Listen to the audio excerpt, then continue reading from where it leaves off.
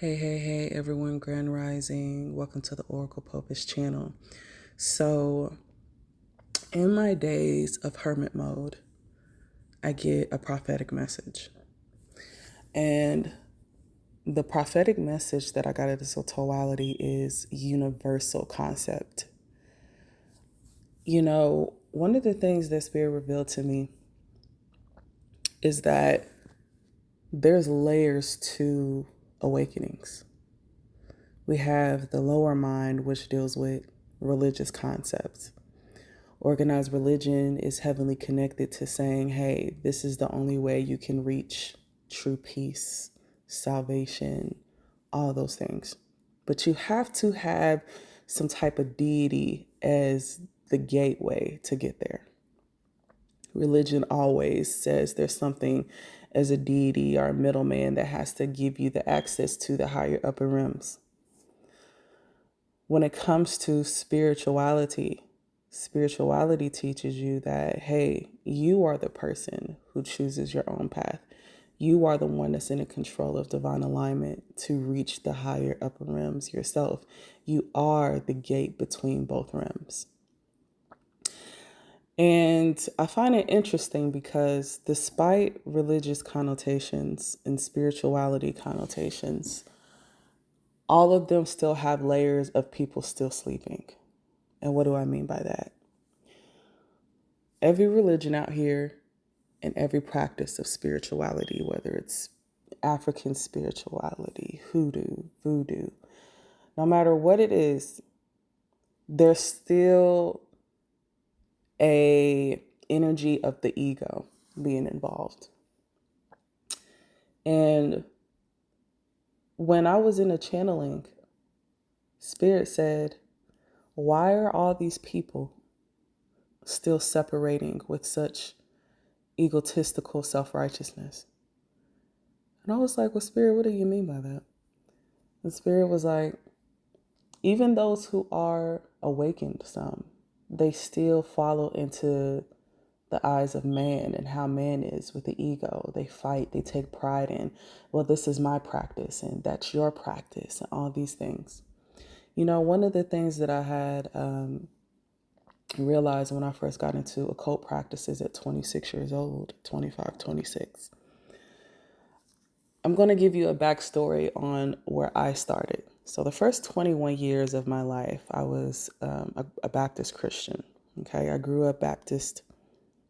And at 21 years old, something was telling me there's more to it. I was definitely one of those type of Christians that really didn't read the King James Bible because I had a hard time understanding it. I was one of those Christians where I just trusted what my pastor said, took what they said at face value, and moved accordingly. But then I awakened. Something in my soul says there's more to it. So when I prayed to the Creator, I asked the Creator, open my mind and heart to the truth more. There's something deeper I'm not seeing here. What should I do to find the truth? And the Creator said, start at the beginning of the book of Genesis. So when I started at the book of Genesis, and for the first time, I didn't look at the Bible as my own understanding. I literally allowed my spiritual eye to see things, to allow the Creator to divinely guide me on the scriptures. It was more than just a religious concept. It was, I'm going to open your eyes to the truth. And when I was reading the Torah in the beginnings, it made me realize everything was Hebrew origin and dialect. It made me realize it was talking about the Hebrew Israelites throughout the Bible. So my mind was just blown because no one had to tell me the truth surrounding Hebrew Israelite energy. And that's at the same time of that part of my journey, I happened to come across Hebrew Israelites on my spiritual journey. So I came out of Christianity. I came out the transitioning of the Christian understanding of Jesus and God, and understood Hebrew dialect understandings of the scriptures. And then it made me realize that the oldest languages of the world is Latin and Hebrew Aramaic. There's a reasoning for that because most translations throughout the Bible today is Greek origin. So if you go back into the history surrounding the Greeks and how they took over a lot of certain religious concepts, especially Christianity, the history of Constantine, and also how they came through killing people to force them into the Christian practices of what the Greeks had translated biblically. That's for another story. But when I was going back into the Hebrew origins, it took me back to the spiritual languages, because Hebrew is not just masculine like Greek language. Hebrew actually has connotations of masculine and feminine translations. Masculine and feminine energy plays a huge part in actually knowing how to thoroughly read biblically, compared to just straight Greek origin language that has been taught to most Christians.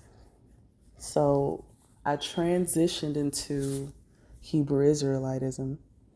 And I remember one night when I was asking and praying to the Creator, what should I call you? Should I still use the name Jesus? I was still in that energy of still trying to figure out, battling with my cognitive dissonance surrounding Christianity.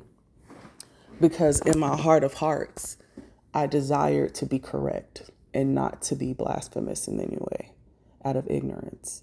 I wanted to know better. So I was like, tell me if I should call you Yeshua HaMashiach or Yahweh, Yahweh, or if I still use Jesus and God. So that very night after I prayed that, there was this sleep paralysis demon on me.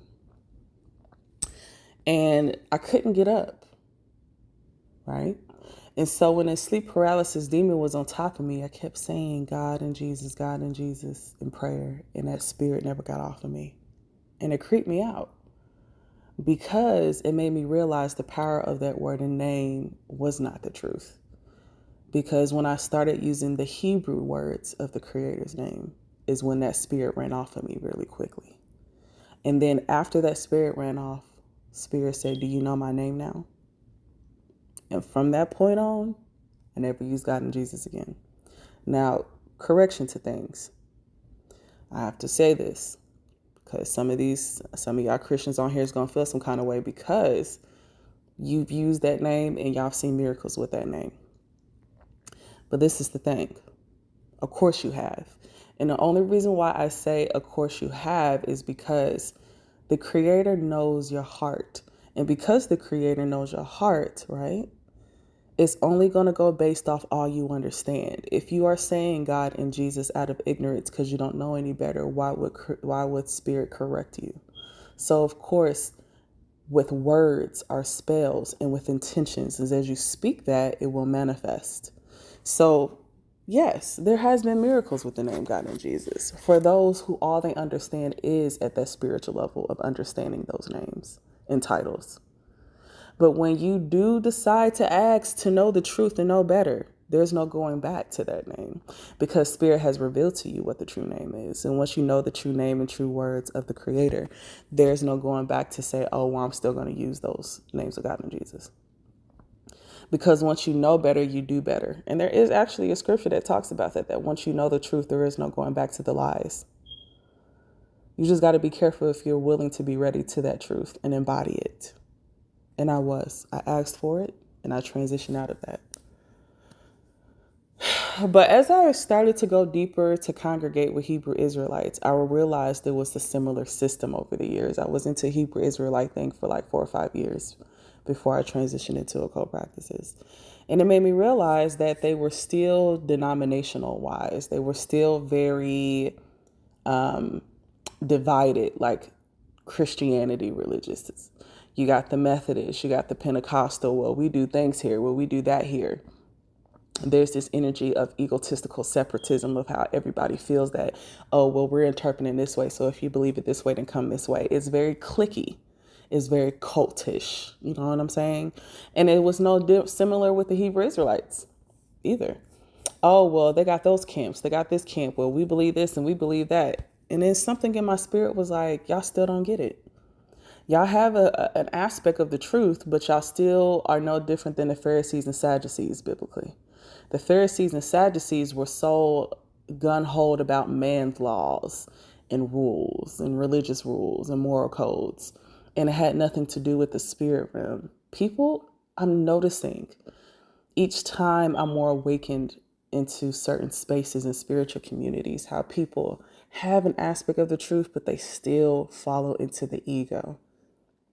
They still forget that everything belongs to the source and its universal concept. Nothing belongs to any of us as human beings. And yet, as human beings, we decide to come in with self-righteousness and pride to the ego to say, this is the truth. This is where we're at. This is what this is. If you don't follow this, you're incorrect. Well, we're doing it the right way, or we're gatekeeping this because of what happened, you know? So Spirit was like, you've evolved past that. You took what you needed. Now it's time to move forward. Each part of my spiritual journey, I took the part of the truth that was needed for me to take on my journey. And I left whatever else that didn't resonate with my spirit. Because it made me realize I kept seeing things from a universal concept while everybody else was just focused on egotistical, spiritual bypassing and religious cultural appropriational shit, you know. Well, we're doing it this way and people don't need to be coming over on our shit because we own this thing. And it's like, this is, y'all hearts is still not completely open all the way yet. I get it. Because there's 3 stages of the dimensions of the consciousness in us. We have the 3rd dimension where people still follow certain societal norms, very traditional systems that controls the mind. And then you have the 4th dimension, which is the mental concept, where you are awakened, but you're still holding on to certain ways of separatism and division, that you cannot know how to relate to everyone as a universal space of unity. You still feel like you have to separate yourself in a way in order to be recognized. So there's still something surrounding the blockage of the ego in that. But when you get to the 5th dimension, you realize that everything is one and there is no separation. You realize that everything comes from the source. It starts with the source and there is no division. And it takes a lot of ending and reprogramming of the ego to get to that level of consciousness and understanding, because everyone in this realm wants to take pride in their self-identity. People are still trying to figure out what identifies them instead of realizing that they are the power to decide who they truly are, not anything outside of themselves telling them who they are. So even those who are in spirituality, African religious, practices, or any other forms of spirituality, they're still keeping themselves in a separatism, egotistical space, because they're still saying, this is how I identify as my truth. They're still missing the concept of, well, I can't look at everyone different from me. I am a mirror and they are my mirror. It takes a lot of selflessness and outside of the ego to even admit that. To get to the space to say, I am nothing in order to get everything, because I am everything.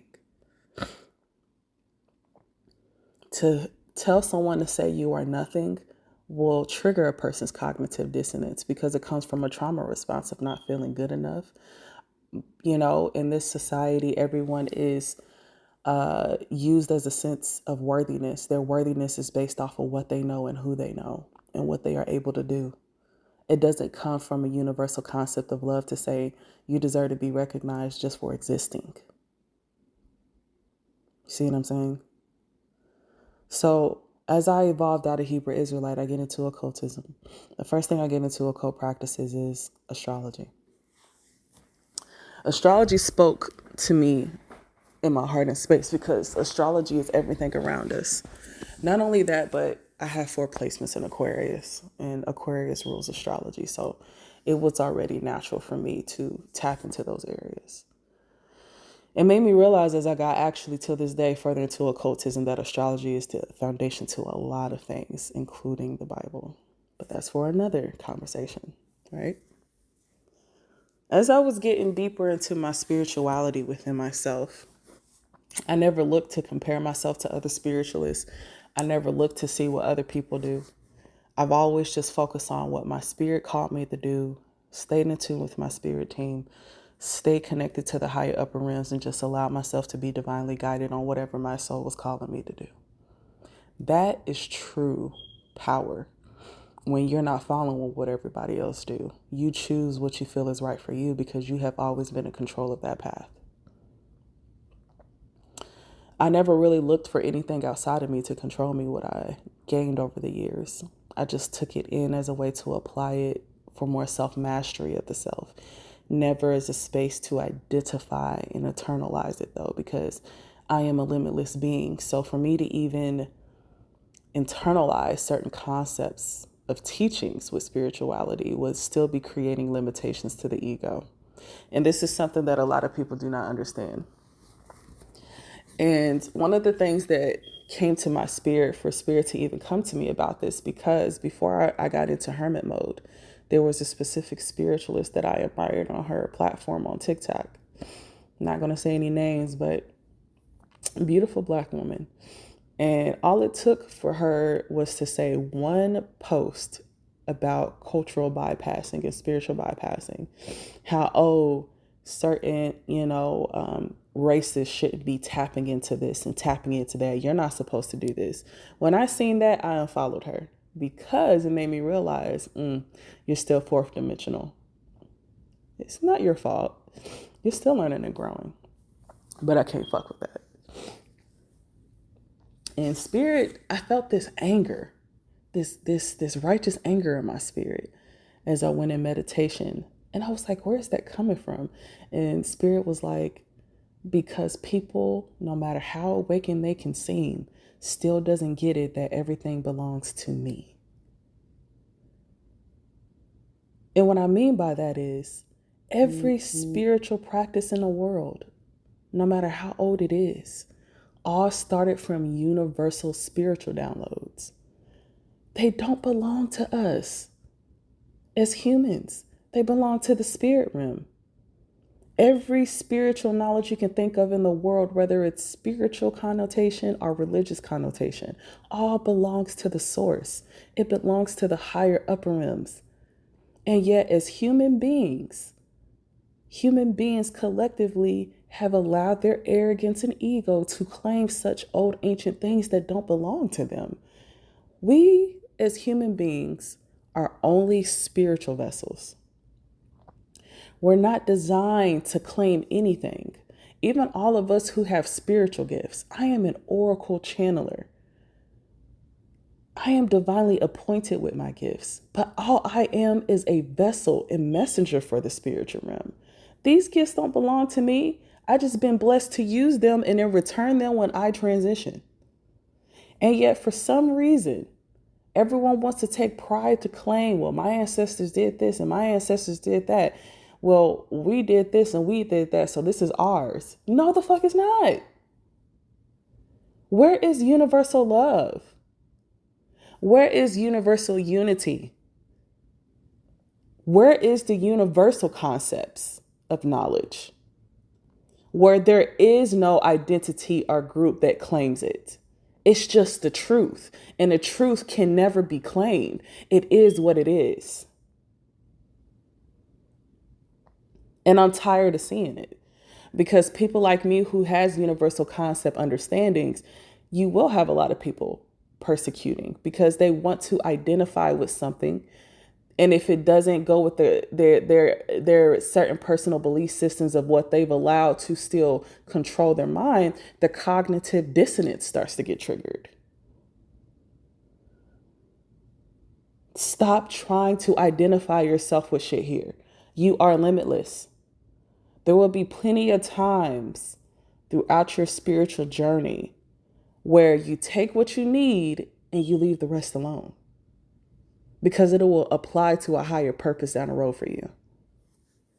And even then, you're not here to internalize everything on your path because you are always in constant change.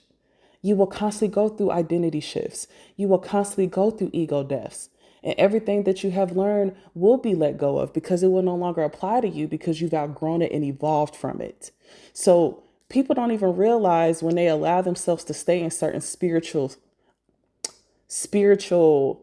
understandings it limits them. The same thing that you had applied at that time of your life might not apply in the future. You go through a deeper aspect of that understanding and go like, dang, at one time I had this understanding, but now I'm realizing it's deeper than that. Because knowledge is infinite. It doesn't have a cap. And as human beings in this realm, people like to put a cap on spiritual understandings. That is egotistical. That is not of the Creator. The Creator is limitless with knowledge. And you have to tap into your space to allow yourself to evolve, to get those infinite knowledge understandings. We have to let go of this. Another thing that a lot of people don't want to talk about, and this is specifically for the communities of people who practices ancestral practices like hoodoo and voodoo and stuff like that. We know when it comes to the history of hoodoo that it did come from supposedly slavery. A lot of the ancient, ancestral energies with hoodoo came from slaves, and they had to learn how to come up with certain things to protect themselves from the slave master. But see, this is the issue that I have with Black communities who practice this hoodoo and voodoo, how they say, oh, it's gate kept. Well, y'all gonna be mad at me because Spirit was really giving me the tea about this. Spirit was like, why do they keep trauma bonding with their ancestors? Woo! Let me say it again. Why do these who practice hoodoo and voodoo, why do they trauma bond with their ancestors? And let me explain that. Because Spirit was showing me, even my ancestors showed me, they was like, our pain is not yours. Your ancestors' pain and their traumas is not your own. Why are you internalizing the past? It's not your identity.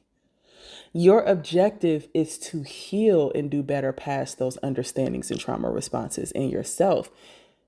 That's how you heal your lineage. And I've heard countless times from women and men who practice hoodoo and stuff like that say that, well, no one else deserved these practices because it's closed, because this is ancestral and the background that started hoodoo is ours. Did it ever occur to y'all that the lessons and stuff and spiritual practices of hoodoo and root working actually came from the spirit realm that was given to the ancestors as divine guidance on how to protect themselves? This wasn't something thought about from thin air from the ancestors. They ain't just think about this and say, oh, well, we're creating this and we're creating that, and this is how we do it. No, they had some type of spiritual understanding and channeling of a background to be able to get those spiritual downloads from the spirit realm to be able to help them in those moments of time. And yet, for some reason, the descendants today say, well, this is our shit because our ancestors did this to do that, so no one else should be able to have access. Not realizing that those universal concepts came from the spirit realm that the ancestors have used. And your excuse is a trauma bonding response to say this is ours because of the pain that they had to go through and the trauma they had to go through. Why are you still living in the past from your ancestors' pain and trauma? Hoodoo and root work is used for universal healing, not just for spell work and just for your people. Why are you not understanding to use this to help others? And when you guys use the racial concept, the cognitive dissonance comes in, if the trauma of racism comes in as an excuse to not open up this practice to the world, as you guys are the descendants of that, to understand and use it to help people. This knowledge does not belong to us. I don't care what spiritual practice it is. And a lot of people who got issues in the cognitive dissonance is going to be upset about this because they don't want to hear that. It fucks up their reality of something they have internalized and identified with that's not them, but something else. In order for you to reach divine consciousness, you have to let go of the egotistical space of separatism. This does not change history. This does not change how certain cultures have done things. Traumatizing in history, for sure. But this is the problem. Everyone wants to live in the past. How do we learn to evolve from that for the future? How do we come together as a unity to realize, yeah, maybe our ancestors done that, but how long are we going to keep these divisional wars going on over and over and over again? When are we going to come together no matter what cultural background we have with each other? People need to stop taking pride. Stop taking pride in that. Because regardless, as much as people don't want to accept, we are all one. No matter what color you are, no matter what culture you are from, every culture and spiritual practices in the cultures all over the world have taken at one time from universal spiritual downloads. And as humans, we have tried to claim that shit with self-righteous, egotistical shit. And I'm over it. And this is what Spirit showed me is the prophetic message. Like, people have to let it go. Because in the age of Aquarius, this is the age of humanity unifying. And none of that shit's going to matter. Because everyone has to reach the fifth dimensional consciousness that everything is one. And everything starts from the source. And whatever we have claimed as ours is not ours. It belongs to the source.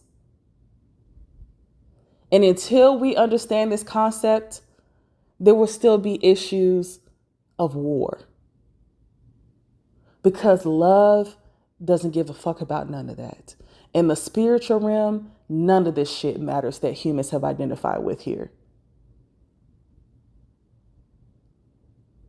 And this is what I had to say as the prophetic message.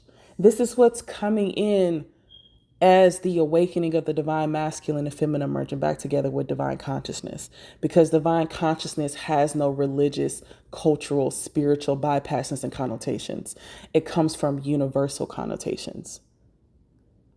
It doesn't have a limitation. It doesn't have a separatism. It has the energy of love and unity. And until we understand this, the world will never change. It is now. Because now everyone is awakening on different levels. A lot of people's cognitive dissonance is being broken. Because in order to ascend to this higher level of love where this realm is shifting into, we have to be able to have universal consciousness open. So I love you guys, and I will talk to you guys later.